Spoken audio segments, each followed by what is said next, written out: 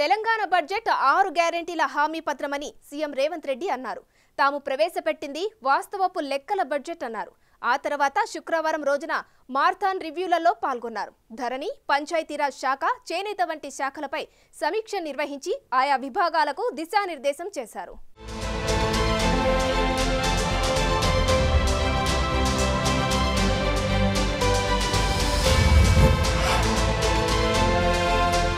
Telangana budget విజనరీగా 5 ఏళ్ల పాలనకు బేస్గా ఉందని సీఎం రేవంత్ రెడ్డి జూలై 25న అన్నారు.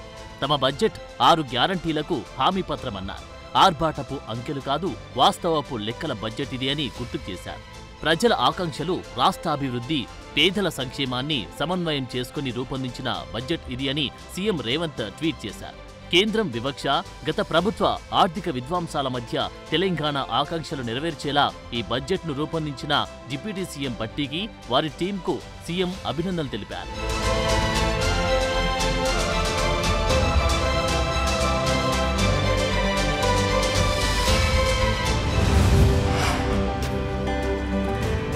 ఇక తెలంగాణ అసెంబ్లీలో బడ్జెట్ ప్రవేశపెట్టిన తర్వాత జూలై 25న రాత్రి ఆర్థిక శాఖ ఆధ్వర్యంలో డిప్యూటీ సీఎం బట్టి విక్రమార్క మహాత్మా జ్యోతిరావు పూలే భవన్లో, ప్రజాభవన్లో సీఎం రేవంత్ సహా మంత్రులు, ఎమ్మెల్యేలు, అధికారులకు విందించారు. 2024-25 ఆర్థిక సంవత్సరానికి శాసనసభలో బడ్జెట్ ప్రవేశపెట్టిన నేపథ్యంలో సాంప్రదాయకంగా బడ్జెట్ విందు ఏర్పాటు చేయగా సీఎం హాజరయ్యారు.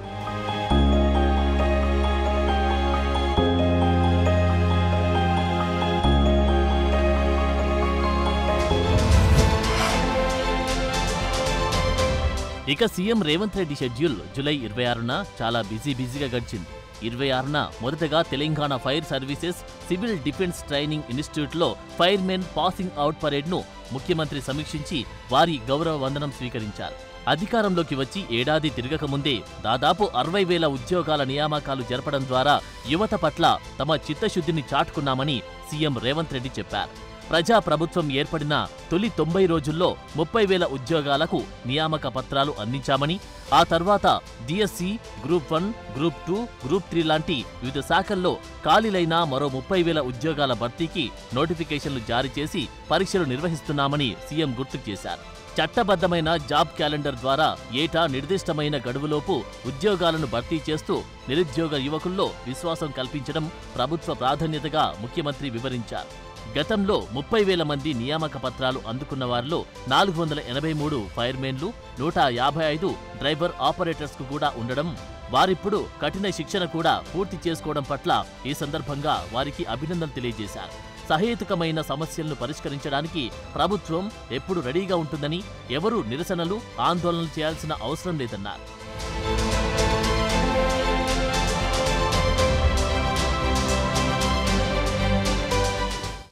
ఇవాళ మా ప్రభుత్వం తీసుకుంటున్న కార్యక్రమాలు కొంతమంది విద్యార్థులు అక్కడక్కడ పరీక్షలు వాయిదా వేయమని కొన్నిసార్లు మాట్లాడుతున్నారు. మీరు ఏదున్నా నిరసన తెలపాల్సిన అవసరం లేదు, ఆందోళన చేయాల్సిన అవసరం అంతకంటే లేదు. మంత్రులు ఎప్పుడు అందుబాటులో ఉంటారు. మంత్రులను కలవండి, విజ్ఞప్తి చేయండి. ఉన్నతాధికారులను కలవండి, విజ్ఞప్తి చేయండి. తప్పకుండా మీరేమైనా సహేతుకమైన సమస్యను ఈ ప్రభుత్వం దృష్టికి తీసుకొస్తే ఆ సమస్యని పరిష్కరించడానికి మీ అన్నగా, రేవంత్ అన్నగా ఎప్పుడు మీ పట్ల నిబద్ధతతో పనిచేస్తా అని చెప్పి నేను ఈ సందర్భంగా తెలియజేస్తున్నాను. కానీ 8 సంవత్సరాల ఆనాటి పార్టీ ప్రభుత్వం ఎప్పుడు జీతభత్యాలు ఇస్తారో తెలియని గందరగోళ పరిస్థితి సృష్టిస్తే అధికారం చేపట్టిన వెంబడే ఉప ముఖ్యమంత్రి గారు ఆర్థిక నిబద్ధత పాటించి ప్రభుత్వ ఉద్యోగులకు 1వ తారీఖు నాడు జీతభత్యాలు ఇచ్చే విధంగా 1వ తారీఖు నాడు ఖచ్చితంగా మీ ఖాతాలో మీ జీతం పడే విధంగా ఈ ప్రభుత్వం పట్ల మీకు సంపూర్ణమైన విశ్వాసం కల్పించడానికి ప్రయత్నం చేసిండు.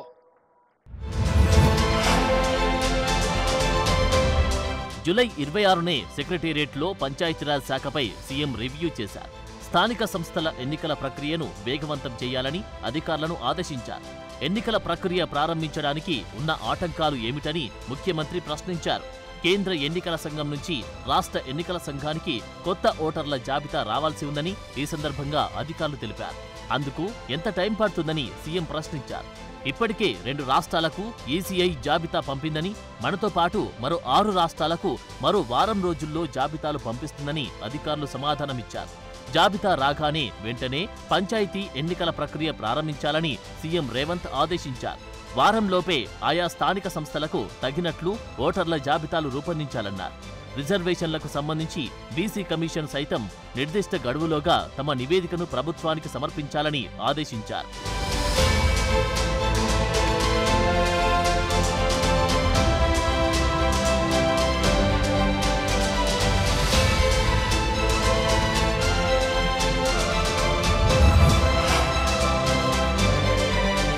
జూలై 26న సాయంత్రం మారథాన్ రివ్యూలో భాగంగా చేనేతపై సమీక్ష జరిపారు CM Revanth. Telangana handloom weavers cooperative society లిమిటెడ్పై రివ్యూలో భాగంగా హ్యాండ్లూమ్స్, పవర్లూమ్ కార్మికులకు ఉపాధి కల్పించేందుకు చర్యలు తీసుకోవాలని అధికారులకు సీఎం సూచించారు. ఆగస్టు 15 తర్వాత అన్ని విభాగాల్లో యూనిఫామ్ ప్రొక్యూర్ చేసే వారితో సమావేశం నిర్వహించే ఏర్పాట్లు చేయాలన్నారు సీఎం. ఆర్టీసీ, పోలీస్, హెల్త్ విభాగాల్లోనూ ప్రభుత్వ సంస్థల నుంచే క్లాత్ ప్రొక్యూర్ చేసేలా చర్యలు తీసుకోవాలన్నారు సీఎం రేవంత్. దీంతో కార్మికులకు మరింత ఉపాధి కలుగుతుందని సీఎం ఆశాభావం వ్యక్తం చేశారు. మహిళా శక్తి గ్రూప్ సభ్యులకు బెస్ట్ క్వాలిటీతో డ్రెస్ కోడ్ కోసం ప్రత్యేక డిజైన్ రూపొందించే అంశాన్ని పరిశీలించాలన్నారు ముఖ్యమంత్రి. నిజమైన కార్మికుడికి లబ్ధి చేకూరేందుకు అవసరమైన అన్ని చర్యలు తీసుకోవాలని సీఎం అధికారులను ఆదేశించారు.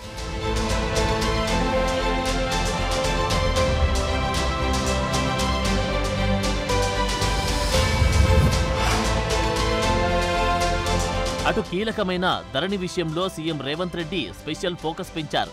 ధరణి సమస్యలకు ఇక శాశ్వత పరిష్కారం దిశగా అడుగులు వేయాలన్నారు. ఇందుకోసం ప్రజల నుంచి సలహాలు, సూచనలు స్వీకరించాలన్నారు.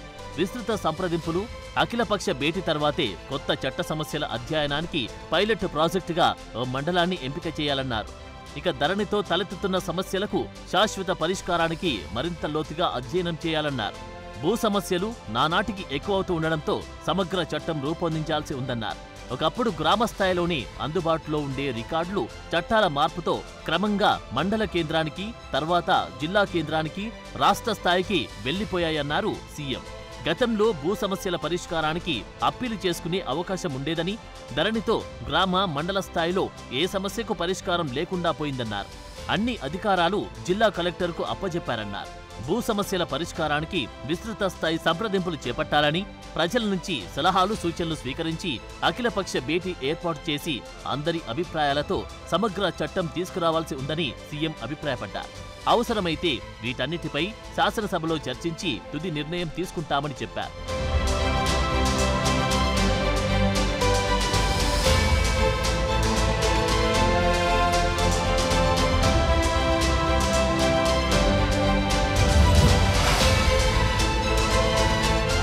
విద్యార్థులు క్రమశిక్షణతో కష్టపడి చదువుతూ ఉన్నత లక్ష్యాలను చేరుకోవాలని రాష్ట్ర ముఖ్యమంత్రి రేవంత్ రెడ్డి కోరారు. జడ్చర్ల ఎమ్మెల్యే అనిరుద్ రెడ్డి ఆధ్వర్యంలో సమకూరుస్తున్న సర్కారు బడులు, కళాశాలల 27,000 మంది విద్యార్థులకు షూ పంపిణీ కార్యక్రమాన్ని ముఖ్యమంత్రి రేవంత్ రెడ్డి జూలై 26న హైదరాబాద్లో లాంఛనంగా ప్రారంభించారు. ఈ సందర్భంగా మాట్లాడిన సీఎం రేవంత్, తెలంగాణ రాష్ట్ర ప్రభుత్వ విద్యకు అత్యంత ప్రాధాన్యతను ఇస్తుందని, సర్కారు బడులు, కాలేజీలను బలోపేతం చేసేందుకు చర్యలు తీసుకుంటున్నామన్నారు. సంపూర్ణత అభియాన్ లక్ష్య సాధన 100% పూర్తి చేయాలన్నారు. జడ్చర్ల నియోజకవర్గంలో ఉన్న ప్రభుత్వ పాఠశాలల, కళాశాలల విద్యార్థులు దాదాపుగా 27,000 మందికి షూస్ పంపిణీ చేసేందుకు ఎమ్మెల్యే ముందుకు రావడం అభినందనీయమన్నారు.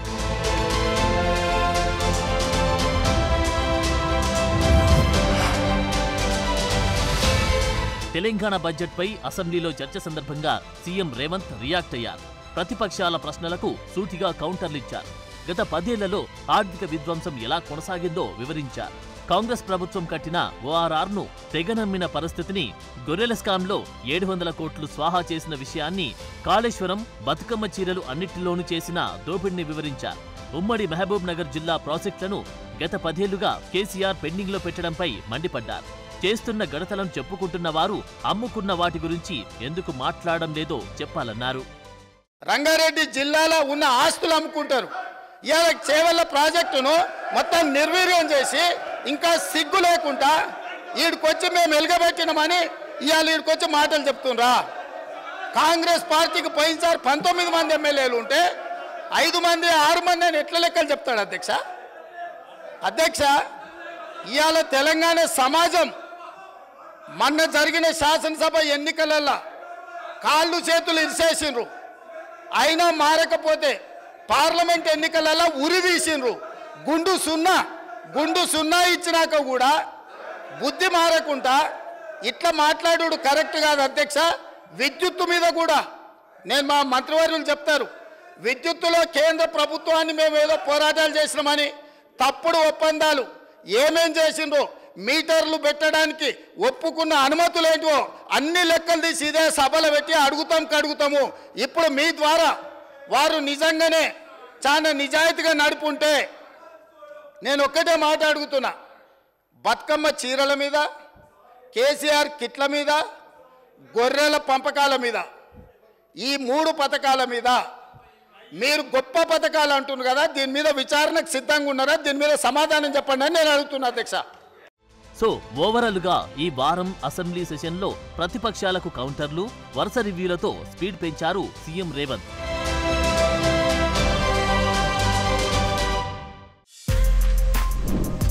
For more videos like this, subscribe Big TV channel.